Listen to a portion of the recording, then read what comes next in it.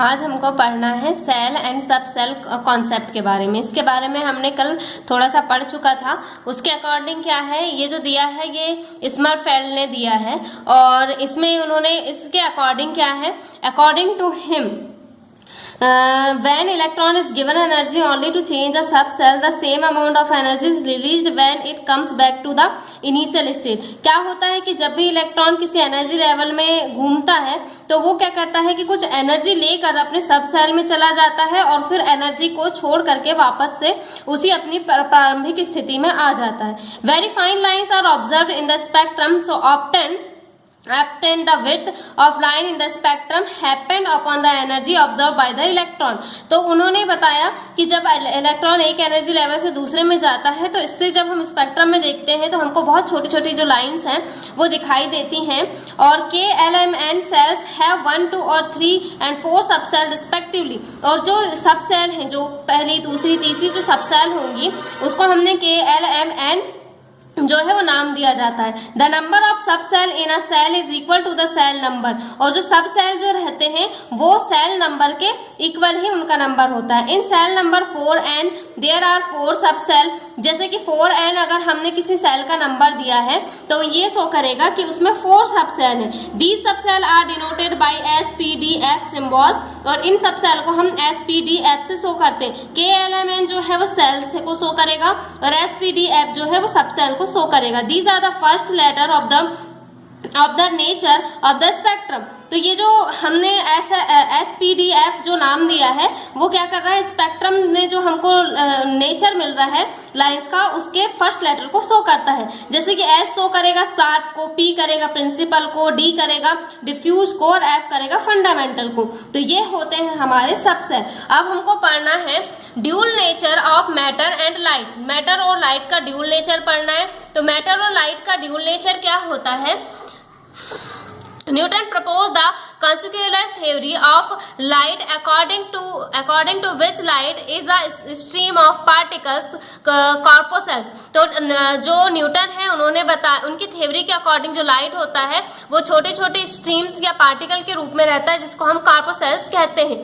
This theory can not explain the phenomena of difference, तो diffraction. और ये जो थ्योरी है उसको हम डिफ्रैक्शन के आधारणा पे नहीं बता सकते। Huygens present the waves nature of light. Huygens ने जो है वो लाइट के वेव नेचर को बताया है। Maxwell winded the wave theory of light and considered it to be a form of electromagnetic radiance. तो मैक्सवेल जो है उन्होंने लाइट की थ्योरी में ये बताया कि ये जो रहते हैं इलेक्ट्रोमैग्नेटिक रेडिएशंस रहती हैं, जो लाइट होती हैं वो क्या होती हैं, विद्युत चुंबकीय तरंगें होती हैं। But this theory was unable to explain the photo electric effect and black body radiation also. लेकिन ये जो थ्योरी है उसने क्या कहा कि उसने फोटो इलेक्ट्रिक इफेक्ट और ब्लैक बॉडी रेडिएशन के बारे में नहीं बता पाए।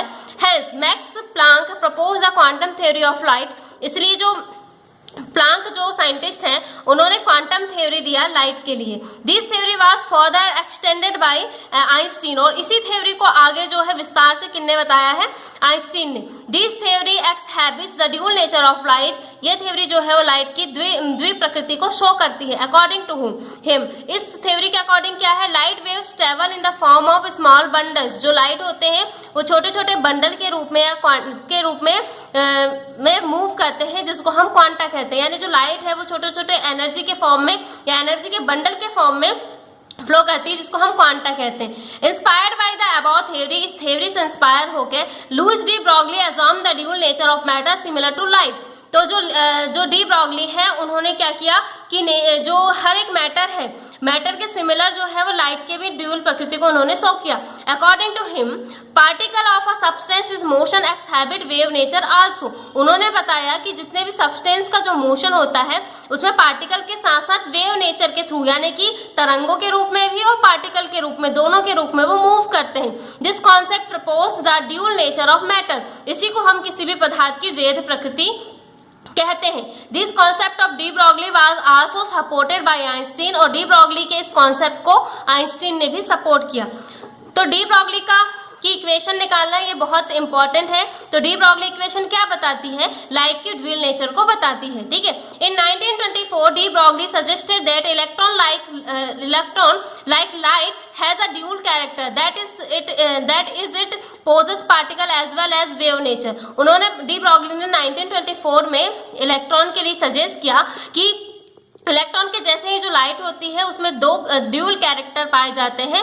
ये जो लाइट है वो पार्टिकल्स के रूप में और साथ साथ में वेव नेचर भी शो करते हैं। These wave are different from electromagnetic waves. ये जो वेव्स के रूप में जो वो फ्लो करती है वो इलेक्ट्रोमैग्नेटिक या विद्युत चुंबकीय तरंगे के रूप में होती हैं। They are called matter waves, और इन्हीं को हम द्रव्य तरंगे कहते हैं। For a particle of matter, किसी भी मैटर के किसी पार्टिकल के लिए वी हैव आइंस्टीन इक्वेशन। तो किसी भी कोई पदार्थ है उसमें कोई एक पार्टिकल है, उसके लिए हम आइंस्टीन इक्वेशन क्या देते हैं, E equal mc²। And for waves was have Planck equation E equal h mu. तो आइंस्टीन के अकॉर्डिंग E इक्वल mc² और प्लैंक की इक्वेशन के अकॉर्डिंग होता है E equal h mu. Since matter behave both as particle and wave, hence इन दोनों से साबित होता है कि जो पार्टिकल होते, जो लाइट होता है वो दोनों के दोनों पार्टिकल एंड वेव दोनों नेचर शो करते हैं। Both energies will be equal, और ये जो आइंस्टीन E बराबर mc² और जो प्लैंक का था E इक्वल h म्यू, ये दोनों की दोनों अगर एनर्जी जो होती है इनकी वो इक्वल होती है। इसलिए अगर हम इनको इक्वल कर दें तो mc² equal h mu, mc² equal h mu h c upon lambda, क्योंकि जो म्यू होता है वो c अपॉन लैम्डा के इक्वल होता है। तो लैम्डा अगर हमको निकालना है, फ्रीक्वेंसी या तरंग दैर्घ्य हमको निकालनी है, तो क्या हो जाएगा, lambda equal h upon mc। This equation is called de Broglie equation where c is the velocity of light. ये जो इक्वेशन है इसी को हम डी ब्रॉगली की इक्वेशन कहते हैं, और ये जो है वो लाइट की वेलोसिटी को शो करता है। It represented wave length of one particle और फोटोन ऑफ लाइट। ये जो है वो किसी भी पार्टिकल में कितनी लाइट प्रेजेंट है और लाइट किसके रूप में या फिर एनर्जी कितनी है वो फोटोन के रूप में होगी। तो किसी भी लाइट में एक पार्टिकल एक फोटोन की वेव लेंथ को शो करता है। This equation also show the relation between wave and particle nature, और ये जो है वो वेव और पार्टिकल दोनों के नेचर के बीच रिलेशन भी शो करता है।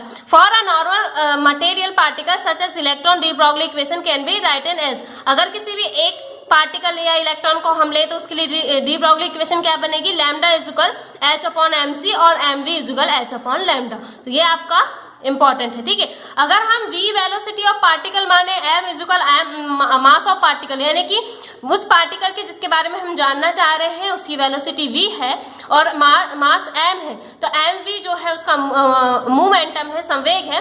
तो मोमेंटम जो होगा वो किसके इक्वल होगा, मोमेंटम जो है वो डायरेक्टली प्रोपोर्शनल होगा 1 अपॉन वेव लेंथ के, ठीक है। तो above equation also stabilize the dual nature of an electron. तो ये जो इक्वेशन है वो किसी भी इलेक्ट्रॉन के ड्यूल नेचर को शो करती है। अब हमको देखना है हाइजेनबर्ग प्रिंसिपल ऑफ अनसर्टेनिटी। तो हमको क्या देखना है, हाइजेनबर्ग का अनिश्चितता का सिद्धांत।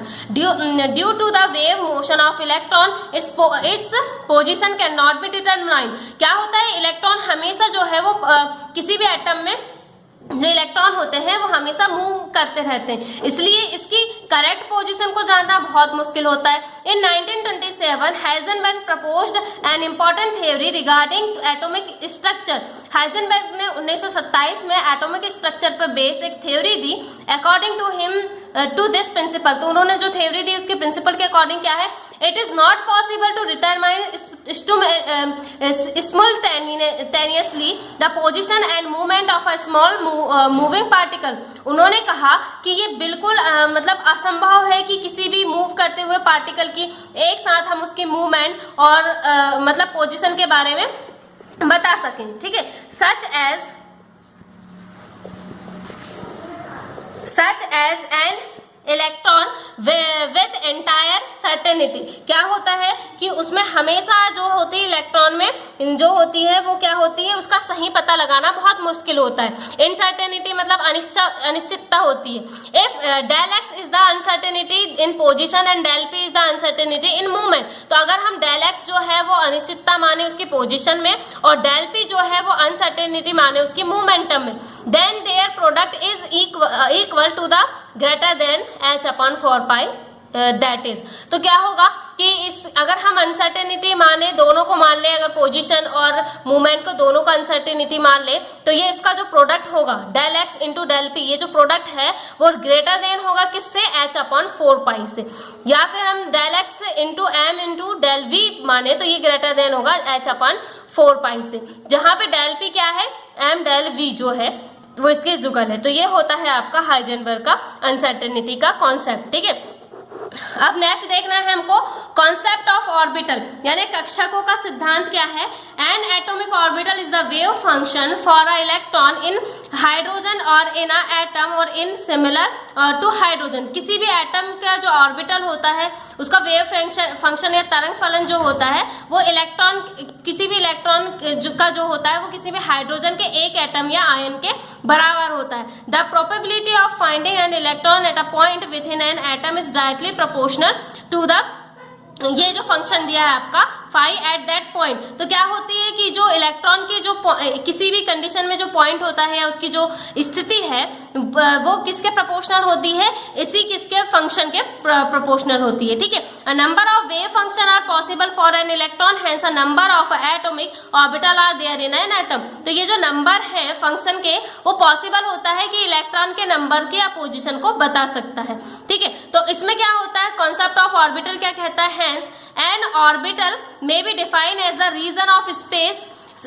around the nucleus where the possibility of finding an electron is maximum। तो ये डेफिनेशन आपके लिए इंपॉर्टेंट है इसमें कि वो ऑर्बिटल क्या है, ऑर्बिटल वो रीजन है, वो स्पेस है, वो जगह है जो न्यूक्लियस के चारों ओर मिलती है और उस जगह में इलेक्ट्रॉन के पाए जाने की पॉसिबिलिटी सबसे ज्यादा होती है, तो उसको हम ऑर्बिटल कहेंगे। ठीक है, इसके बारे में नेक्स्ट हम आगे की क्लास में पढ़ेंगे।